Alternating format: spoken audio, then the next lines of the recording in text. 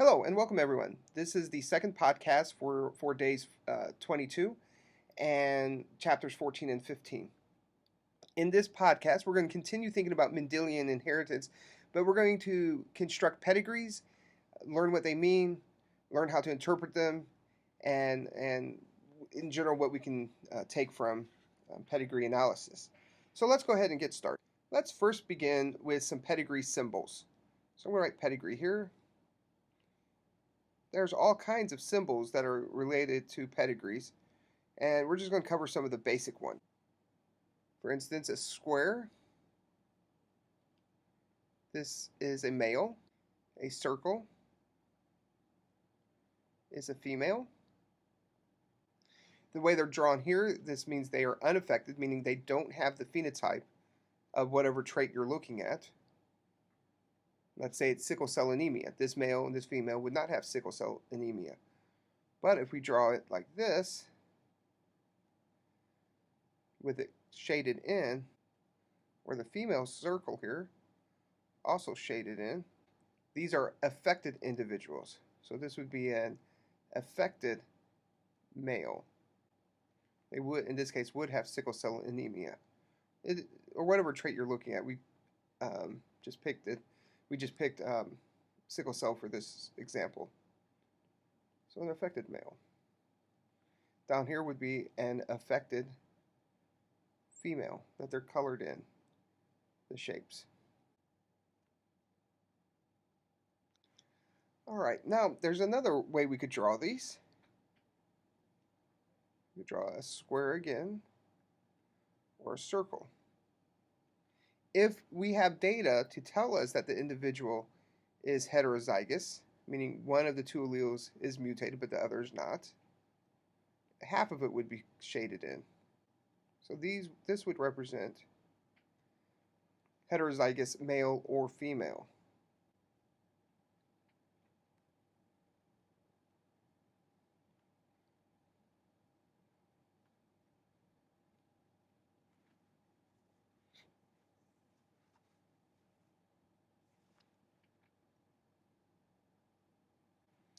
Let's define two terms real quick here.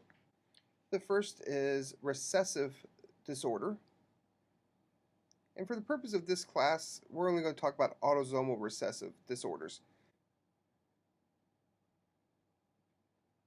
When you hit genetics, you'll learn that there are X-linked and Y-linked disorders as well. But for this introductory course, we can just focus on autosomal ones.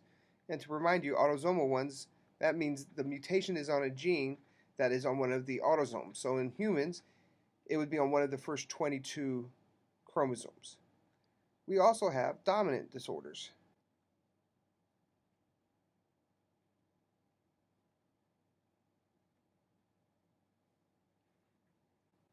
Okay, let's think of an example of a recessive disorder. An example of recessive disorder is a disease called Tay-Sachs. In Tay-Sachs, there is a gene that, when it's not mutated, it helps in forming a healthy brain. However, in the disease Tay-Sachs, a child is born and they appear healthy, but after the first couple of years, we start to learn that they're having some neurological problems, and they eventually will typically die between ages of 2 and 5 or 6. So it's a very serious disease. It is also a recessive disorder, meaning that if we have this gene here that I drew on these chromosomes here, these are homologous chromosomes, so they have the same genes in the same order. So this gene that I shaded in here, this is the gene that allows for a healthy brain development. However, if one of them is mutated, and I'm just going to put an X by it to signify it's been mutated, we would call that a heterozygous, just like we have written up here. That with just one of them mutated, they are heterozygous. For a disease like Tay-Sachs, they're fine. In fact, why don't we write that here? We'll write big T, meaning the gene for this disorder that usually leads to a healthy brain. If you're wild type, not mutated big T and not mutated big T, then you're healthy. A little review from our last podcast. If you're big T little t, then you're heterozygous.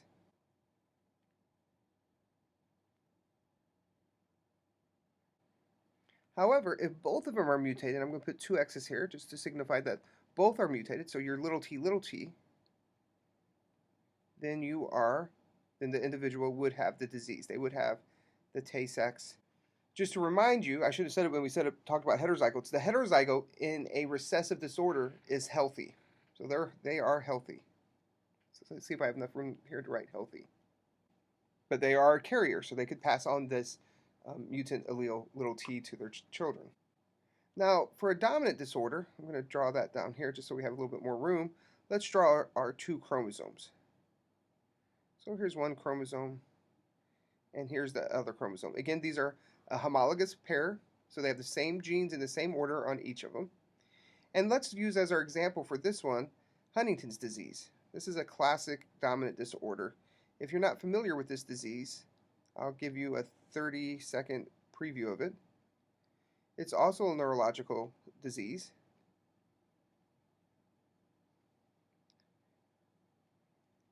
The interesting thing about this disease is that for the first 40 to 50 years of your life, the person with this disease appears perfectly healthy. And then in their 40s and 50s, and if they live long enough in their 60s, the disease progresses to a very serious neurological condition which will eventually take their lives. And so let's draw the gene for the Huntington's gene on these two chromosomes. Remember, you're going to have one on each side. And let's just make big H, big H, big H, little h, little h, little h. A big H individual, the way we're defining it here, we would say they are healthy.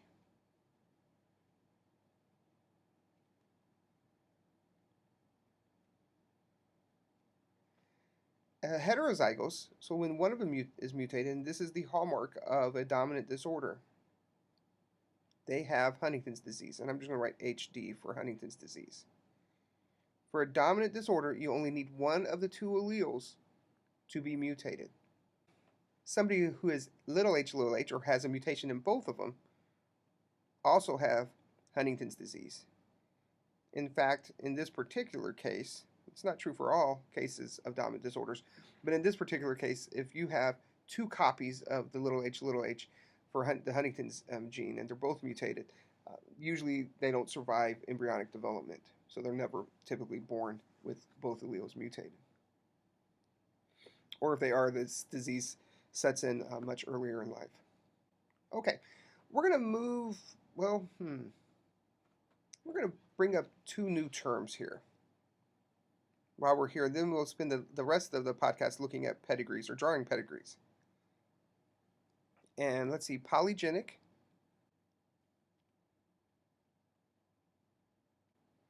and multifactorial.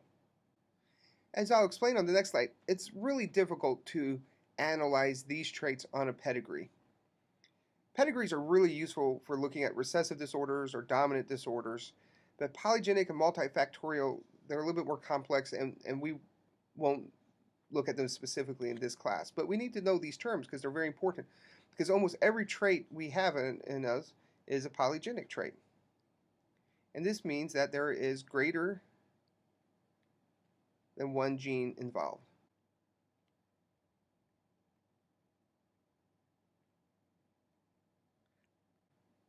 Sorry, this is getting to the bottom here, and sometimes the pen I use doesn't want to work well at the bottom. So this means a good example of a polygenic trait is eye colors. We have many genes that control the color of our eyes. So many genes. So many genes control one trait. So I say many greater than one gene involved in single trait.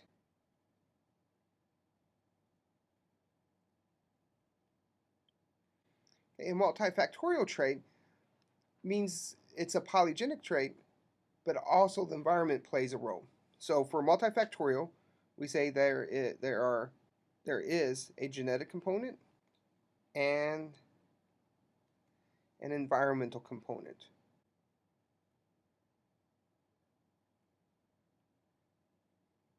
A classic example of this is cancer. So let's write cancer under here. Cancer is caused by mutations in our genes, so there is certainly a genetic component. In fact, it's certainly polygenic as well. There are many genes involved. But there's also a clear environmental impact with cancer and multifactorial traits.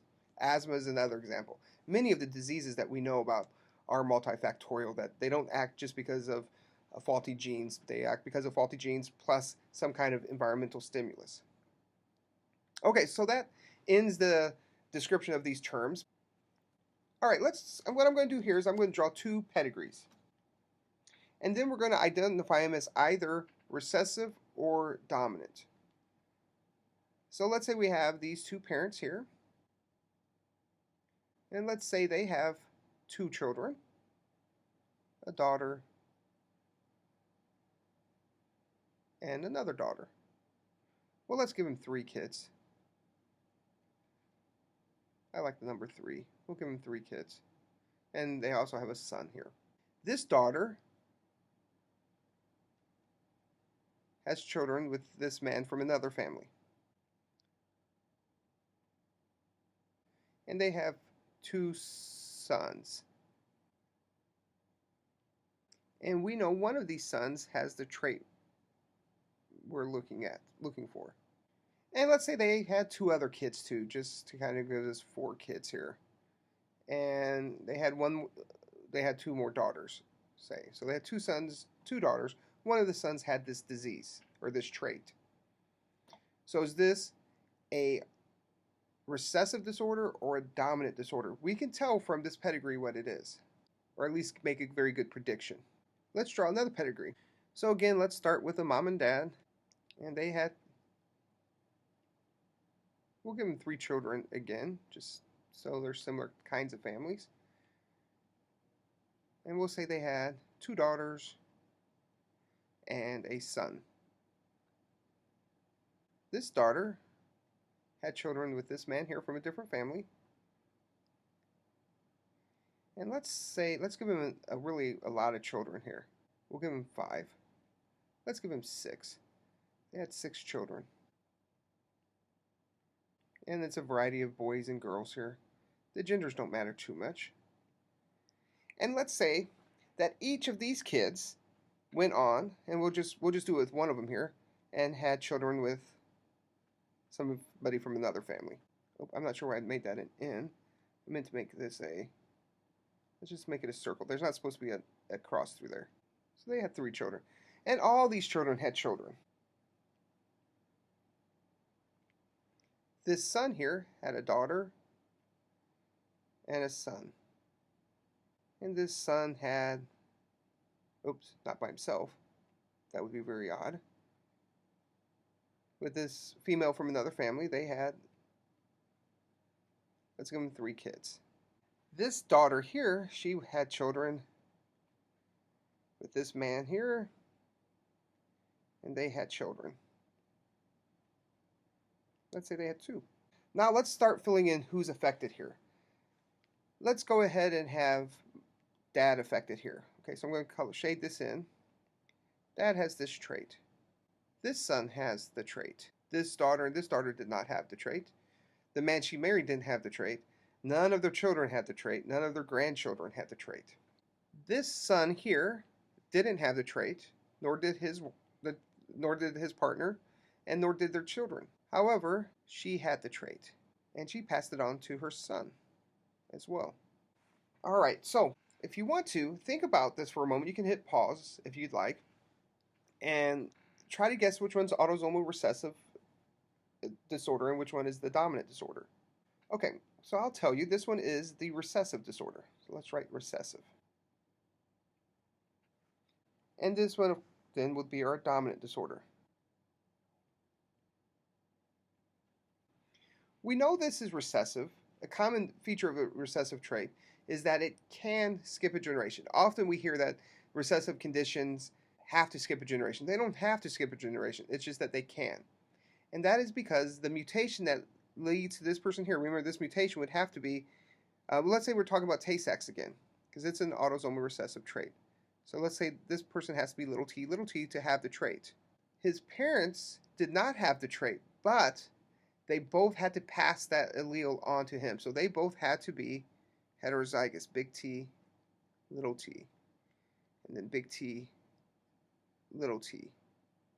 This is meant to be a big T here. Now go back and think about the last podcast and think about meiosis to convince yourself why we know that since he is little t, his parents had to be heterozygous. They could have been homozygous, but we're told that they're not homozygous recessive in this problem. And so if they're not affected, they don't have the trait, they both have to be heterozygous in order to have a homozygous recessive son. All right, in fact, why don't we do that real quick? We'll do a little Punnett Square over here to convince ourselves of why this is the case. Big T, big T, little t. It's never too early to do a Punnett Square. Okay, if we combine these here, we have big T. In this case, they would not be affected with the disease. Big T, little t. Big T, little t. These two would also not have the disease, but they would be carriers. And then little t would have the disease, which is this individual here. These three unaffected people, we don't know what they are. We know they can't be little t because they don't have the disease, but they could be either big T, little t, or big T, big T. We don't know from the data we have what those individuals are. And we could also make an assumption that either this parent or this parent had to be big T, little t. Because somehow or another, they passed this little t onto this daughter. So one of them had to be big T, little t. All right. And she just coincidentally and then happened to have children with somebody who is also heterozygous. All right. So this is a common pedigree for a recessive trait. And the thing you want to look for, the big key for it, is if two unaffected individuals, like here, have a child that is affected. Let me say that again, because this is the key point to understanding autosomal recessive traits. If two unaffected parents have an affected child, then it's a recessive trait. Okay, now let's talk about dominant down here. And let's just say that this was a case of Huntington's disease. So let's write HD here, Huntington's disease. And so we know this person has it, and we know Huntington's disease is a dominant trait, and we're going to assume this person's heterozygous. In fact, it's not an assumption. We know they have to be heterozygous, and I'll explain that in a moment. And we know this person's heterozygous. These are unaffected, so we know they have to be big H. And same with these two. All these people are big H's. Now, the reason I know that this original father here had to be heterozygous is because he has children that don't have the disease. If he was little h, he would give little h to all of his children. In fact, why don't we write that over here? Anytime I'm doing one of these and I get a little confused, I just write a Punnett Square. It's fun for the whole family. So if he's if he were little h, and we're going to assume she's big H, that's a safe assumption since she doesn't have the disease. If he was little h, you can see what's going to happen here. Big H, big H, little h, big H, little h, big H, little h. All of the children would be heterozygous. And with a dominant disorder, that means all the children would have the disease. And since they don't all have the disease, we know he has to be big H, little h. If somebody is heterozygous for a dominant disorder, you would predict 50% of their children will have the disease. This is just a case where only 25% have it, right? Remember, these are just probabilities, so it doesn't have to be this way. But this one male son has the disease. And he is big H, little h. He cannot be little h, because to be little h, mom would also have to be a heterozygous. Over here you can see this side of the family, none of their children had it. Dad had it, but she didn't get it. She lucked out. That way, none of her children are going to have it. None of their grandchildren are going to have it. Dominant disorders do not skip generations. That's a key to defining what a dominant disorder is, if it's a dominant disorder. They do not skip generations. So in this case here, we do not see the trait reappearing. And remember, this is a circle. It was really poorly drawn. That's not supposed to be filled in. Over here, now that this person has the disorder, their heterozygous for it, you would make the prediction that 50% of their children will have the disorder and 50% won't. Okay? And you can see this female child has it and this male child doesn't. So again, it's not going to reappear in this line ever again. In this line, however, 50% of her children will now have it. I made one mistake on the pedigree, and it's going to bug me if I don't fix it. So let me fix it. The way I drew this was that this male here just had children all by himself. Well, we know that's not possible. He had to have had children with somebody. So this is how it should have been drawn. My apologies. Maybe you caught that before I caught it. But the rest of the pedigree is the same. His children with her are going to be affected. Again, this is a dominant disorder. The key to discerning that this is a dominant disorder is that we have, and on an exam question, we'll give you sufficient data to make you conclude that it's not present in this family. That's why I gave this person so many children. So you could see that it's unlikely that this person is heterozygous. Here, it was clear, right? We see it going from one generation to the next generation to the next generation. Once it's in one person, there's a 50% chance that they're going to keep passing it on. So that's dominant versus recessive disorder. Okay, so that covers everything we really want to talk about for this chapter. We did mention multifactorial traits and polygenic traits. These are important that you know the definitions and what they mean. They won't ever be linked to a pedigree in this class. Maybe in a future class they will be, but in this class, if it's a pedigree, the choices are going to be either recessive or dominant, and you need to be able to tell which one is which. And you also might have to answer a question. For instance, we may ask you, if this male here had children with somebody who is not affected, what's the probability that this female child will have the trait? And whenever you get a question like that, just make a little Punnett Square. The answer to this is 50%. Do a Punnett Square to convince yourself why we know it's 50%. Likewise, we could say this male here has children with somebody who is either heterozygous or homozygous dominant for a trait. What's the probability that the child will have Tay-Sachs? Those are the kinds of questions you should expect to get, and will get. All right. Please let us know if you have any questions about pedigrees or about the inheritance podcast, and we'll be happy to help you. We'll see you in class. Bye.